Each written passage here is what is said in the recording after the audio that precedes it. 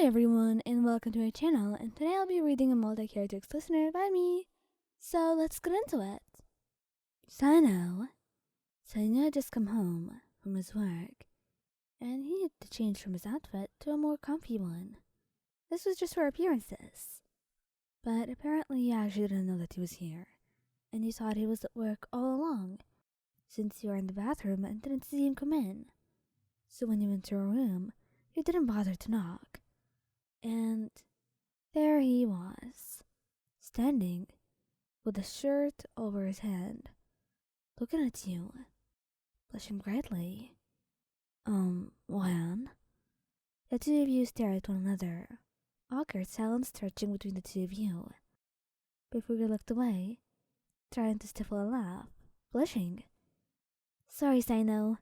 I'll be more careful next time, okay? Promise. He nodded quietly and waited for you to head out.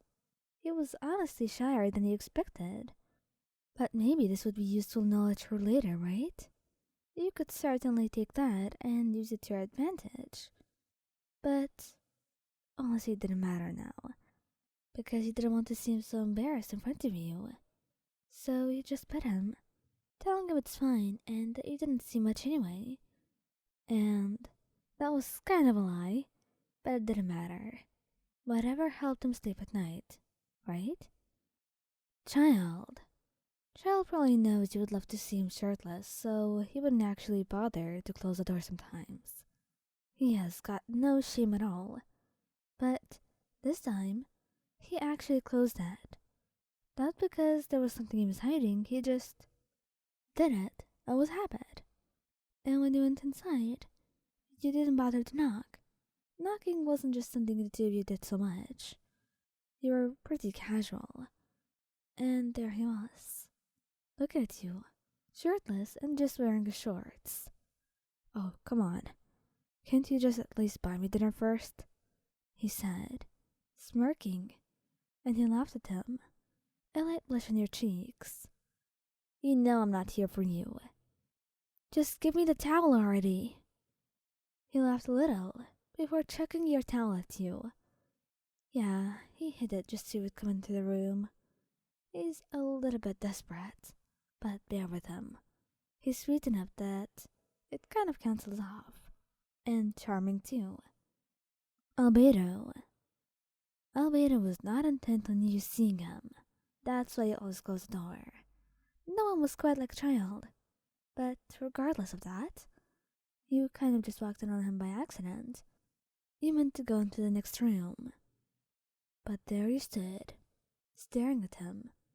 And he looked caught off guard a little bit, at first even. But after the initial shock, he just looked at you with a smile. Is there a purpose for your visit? Something you want, perhaps? He asked slyly, and he knew exactly what he was hinting at. No, Albedo. I just wanted to get to my room, he said, trying very desperately to hide your blush, but he caught onto it anyway, giving you a kiss on the cheek. Next time, if you're so intent on seeing me, just tell me beforehand, and you'll get a front row seat. He was going to give you a heart attack one day. Those words of his. Honestly, he was so good with them. You did not understand how he was simply an alchemist and not a poet. But then again, he was an artist. And that's just half the part to being a poet, right? No wonder he was so good at it. Venti would be really embarrassed at first, but he would do his best to hide it, and he's really good at masking his own emotions. So if he didn't want anyone noticing, then no one would notice. That's how good he is at it. So when you walked in on him, and he stood there, frozen in place, the first reaction he chose to let out was a giggle, of course. I mean, what did you expect? It's Venti of all people. Did you expect him to be serious? He absolutely isn't.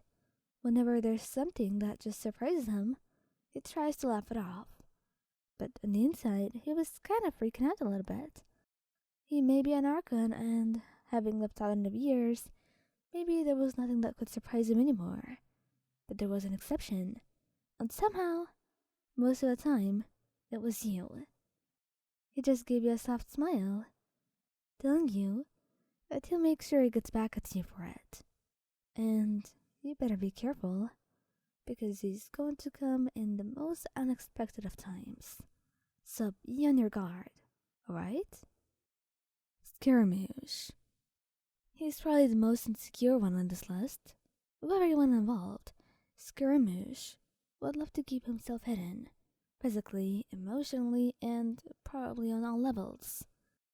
And he was still just coming to terms to having a partner. It was kind of different, new, and nerve-wracking. Regardless, he tried his best and he appreciated that. But when you walked in on him tonight, he just kind of stood there for a moment, like he wasn't even processing what's going on, and neither were you. You were blushing a little, but him? He looked like a tomato as soon as he registered what was going on, hiding himself with anything nearby. Just go, man. Why are you staring? He said, and you could hear the grumpiness in his voice. Oh, you were so fond of him. So you just apologized and left as soon as you could. But when you came back, you made sure to cuddle him and tell him that there's no reason he should be so shy. And eventually, after a lot of cuddles and just soft kisses from you, he was kind of coming to terms with it, relaxing a little and feeling a lot less nervous. Honestly, it was grateful for you, but it wasn't like he was going to say it so easily. You'll just have to drag it out of him. Tighnari. Like I said, he was probably the most reasonable one on my regular list, and he handles this pretty well.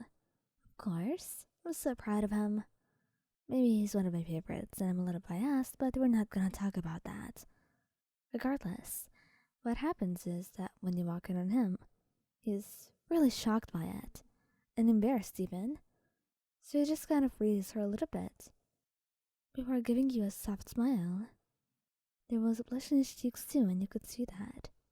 The way he let out the soft chuckle too. Oh, sorry man.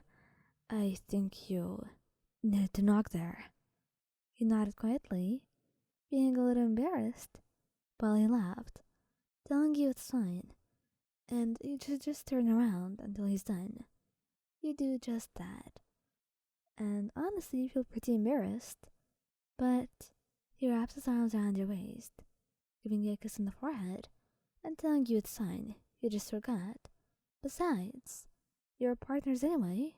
It wasn't that big of a deal.